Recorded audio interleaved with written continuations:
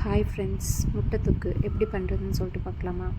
வாணலில் எண்ணெய் ஊற்றிட்டு எண்ணெய் காஞ்சதும் கடுகு பொரிஞ்சதும்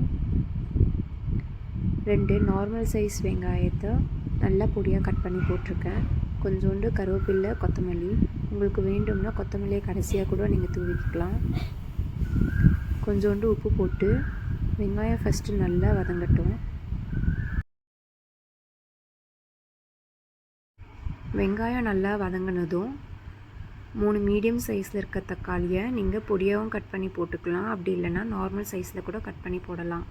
நான் நார்மல் சைஸில் இப்போதைக்கு கட் பண்ணியிருக்கேன். கொஞ்சோண்டு மஞ்சத்தூள், 1 டேபிள் ஸ்பூன் குழம்பு மிளகாய் தூள் போட்டுட்டு கிளறிட்டு 1 கிளாஸ் தண்ணி ஊற்றி கிளறி மூடி போட்டுட்டு வெங்காயம் தக்காளி எல்லாம் நல்லா வேகிற வரைக்கும் அப்பப்போ கிளறிட்டே இருங்க.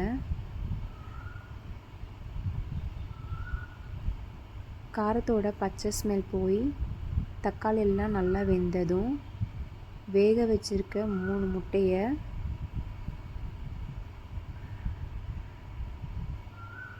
கத்தியை வச்சு லைட்டாக கீறிட்டு இந்த தொக்குல போட்டுருங்க.